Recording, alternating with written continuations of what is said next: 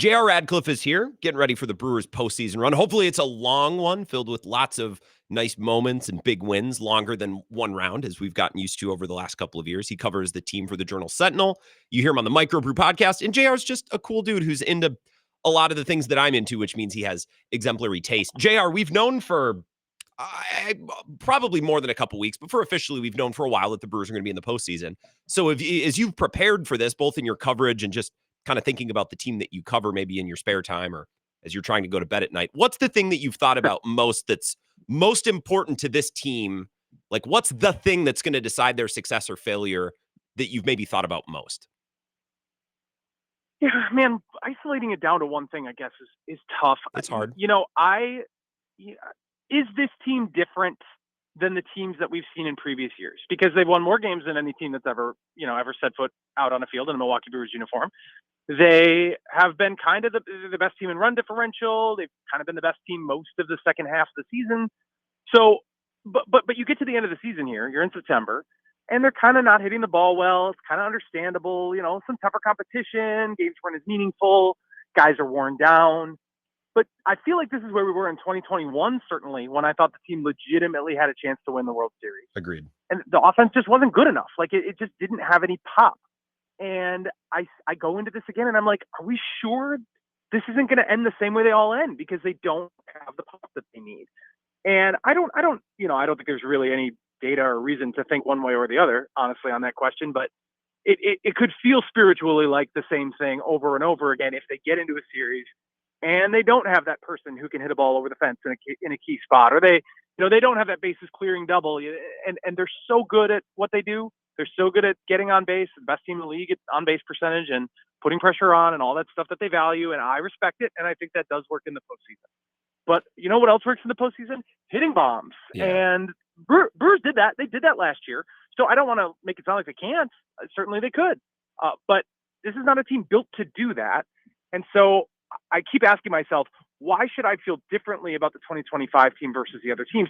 And unfortunately, I don't have a really good answer. I feel like it's because, hey, their system works and maybe it'll work this time. Like that's kind of where I'm left.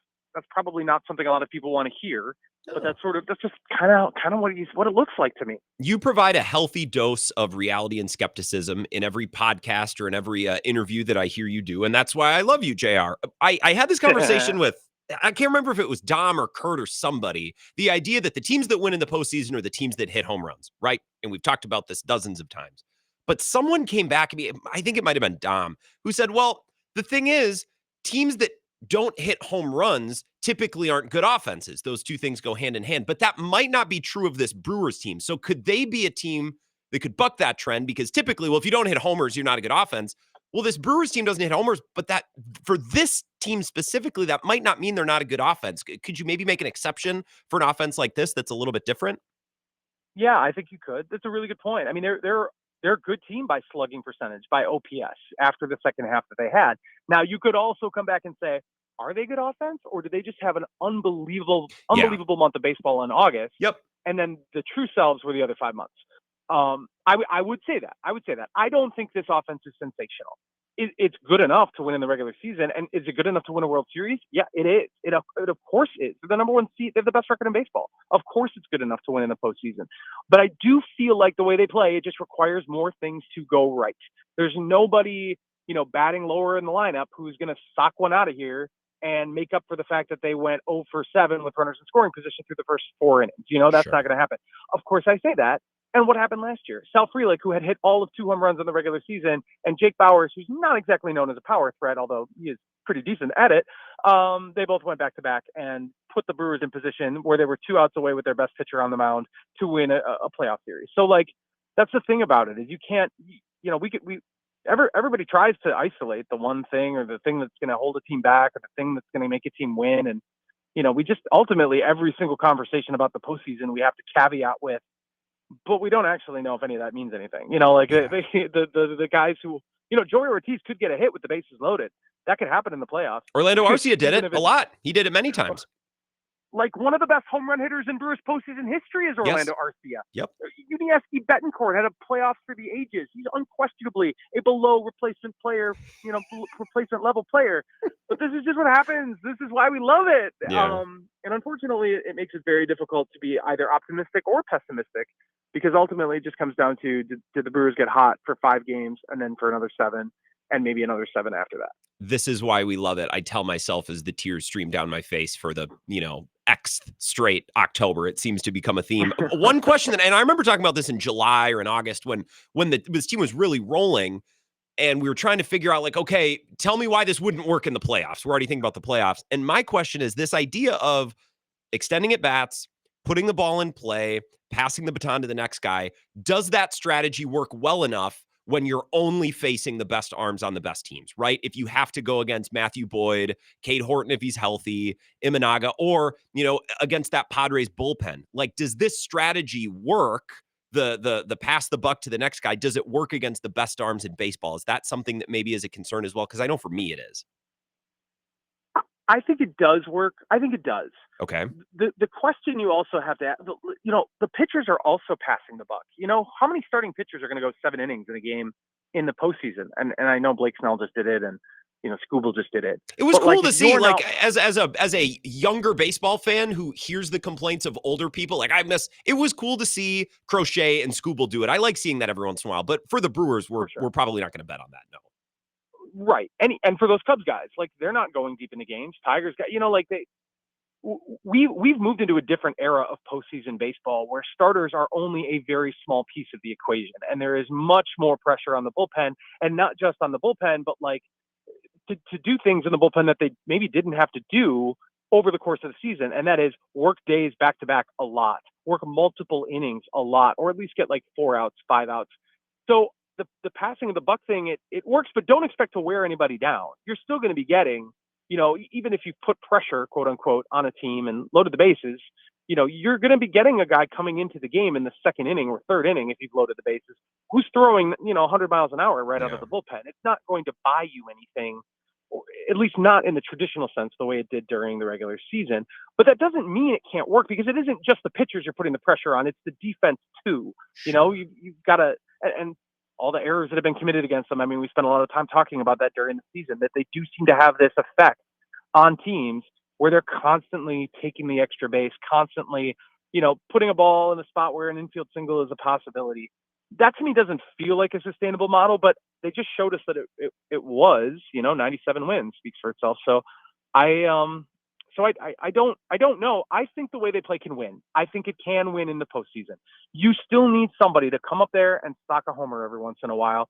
And the thing is, like, in the postseason, somebody probably will. I mean, if you have success, some rando, Joey Ortiz, is going to hit a home run, and that's going to turn the tide of a game. That's just how it works. Sorry, no disrespect to Joey Ortiz, who was very useful as a defensive player this season, very, very essential. But, like, man, it's not the guy you want up in a big spot, and he won't be the guy up in a big spot because he's going to get pinch hit. Of course, J.R. Radcliffe, the Journal Sentinel, is here. What became of our sweet, sweet boy, Isaac Collins? Because at this point, I would wager that Pat Murphy wants to go Churio, Perkins, and Sal. And Isaac Collins is just such a big part of what they did all year long, and it's a little disheartening. I know players sometimes have hot stretches and then they cool off, but it's a bummer that he's seemingly kind of lost his usefulness down the stretch, because he was such a big part of what they did this summer. Yeah, and the defensive piece is the weird part there. Like, agreed. You could see a guy getting off to a hot start or having a nice offensive stretch for a couple months, but the defense going from, he might be one of the best corner outfielders in baseball, to, he's actually below average. That was a little alarming. I mean, he's still, I think, a tough at bat, switch hitter, guy off the bench. I think makes some sense. He can play the outfield. I mean, obviously he can play it well. We know that's in there. I just wonder, maybe he just, like, maybe that was the aberration, was him playing over his head and really shining on both sides of the ball, because it did catch us by surprise. It's like, he didn't do that in the minors. He didn't even play the outfield all that much in the minors. Like, this is such a revelation. Well, maybe it wasn't quite as real as we could have hoped it would be, but he's still a success story. The overall season was still really good, and I wouldn't give up on him as having a key moment in the playoffs. Like, he's going to make the roster, I think, and he's going to contribute, I think. So there's still some value there. I wouldn't give up on him completely. I just think maybe maybe you were seeing the outlier performance for the first maybe 3.5 to 4 months of the season, and this is a little more closer to what you could expect. But that might be selling him short. I mean, he's more success than he doesn't this season, so I don't know. Yeah. I guess I don't know what to make of him completely. It's a little illogical. I can see the bat getting cold. The defense waxing and waning is a little odd, especially for a corner outfielder. You'd think that of all things would be able to remain at least slightly consistent. A couple quick hitters. 100%. What would you do with the triumvirate of Hoskins, Bowers, Vaughn? How would you handle that? I thought about this today. This is not quite answering your question, which of course I will do. Let's say they win the series, and they face the Phillies in the NLCS. The Phillies, who have 3 great left-handed starting pitchers, and of course the Phillies are where Rhys Hoskins had all that success. Are they really not going to put Rhys Hoskins on the roster for that series? Be brutal. I mean, that would be gut-wrenching. So, and why that feels like such a likelihood is just look at how they've used them. They've let him bat 10 times since September 9th when he came back from his injury, and he struck out most of them. He got 1 start.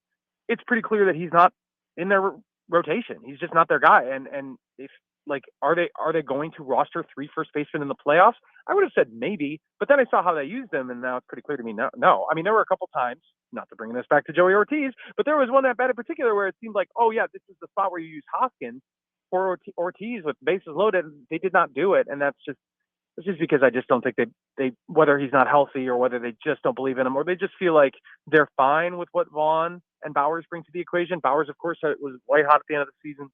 I just don't. I think they're going to go speed. They're going to go speed over the power. They're going to bring in Brandon Lockridge or somebody else to take that last offensive roster spot, and they let Vaughn be the guy in the postseason with Bowers coming off the bench as your left-handed power threat. I think that just makes maybe a little too much sense. So yeah, it is a bummer. It is you don't want the Brewers to have experienced a cautionary tale in free agency. They signed a guy. They finally spent a little money signing a guy who makes perfect sense. Agreed. That exactly what they needed was the right guy, even a little bit of savings on the injury, like the right risk to take, and it didn't work out. And then the guy they got for a flyer in a midseason trade ends up being a guy who is a huge part of the offense. Like, this is just, I mean, that's baseball to some degree, but also I hope it doesn't steer them from really exploring the free agent market, because I think they missed some opportunities there. Same. And Rhys Hoskins was the right guy. It just didn't work out. I do it 10 times out of 10. It just didn't work, and I'm frustrated. And the idea still is, well, Hoskins, don't you love him in a pinch hit big situation? I'm like, yeah, we've been saying that for 2 years, and in theory it sounds great, but at no point in practice has that really ever come to pass. Yeah. What do you do with Miz, in your opinion?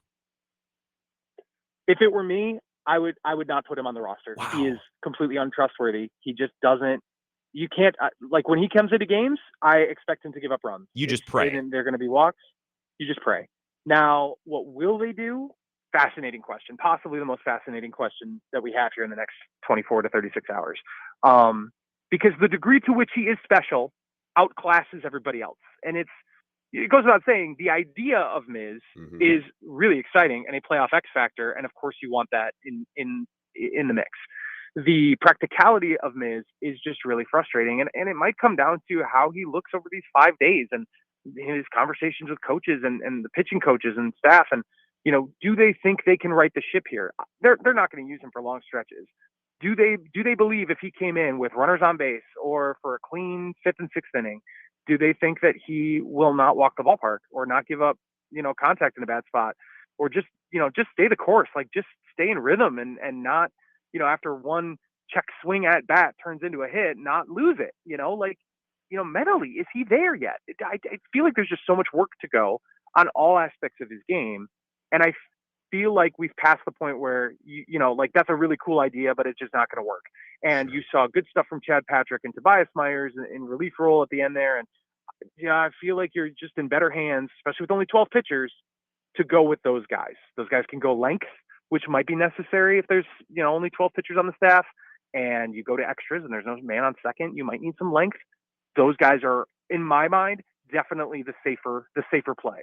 But it isn't about maybe being safe. Maybe it's about having the dudes on the roster. And there's still a dude in there that isn't, is a different animal than Chad Patrick and Tobias Myers. So I have no idea what they're going to do. I'm fascinated to know because it's impossible to know what they value here. I am fascinated as well. And what a second half for Miz compared to, well, the first part pre All-Star break. And I'm told constantly on the internet, Misiorowski is the only player ever, JR, to be selected to an All-Star game and then significantly fall off in the second. Can you believe he's the only one that's ever happened to? I say You know, sarcastically. you're right. It's amazing that happened to him. Fascinatingly, though, for those who feel that stat is accurate, check out what Javi Baez and Pete Crow Armstrong have done in the second half of the season. Both All-Star game starters, I should point out. Yeah. Woof. Yeah. Woof. It went Well, south. as Craig Counsell said after game 2, and I quote exactly, the pitchers have done a good job exploiting Pete's holes, which most of us have something in our brain that catches that on the way out of our mouth. I have a notoriously bad filter. I have my entire life. I would have caught that one. I love that Craig's brain did not register that quote. We look forward to your coverage, GR. Thank you so much for the time. Enjoy the start of the series this weekend. All right. Talk to you then.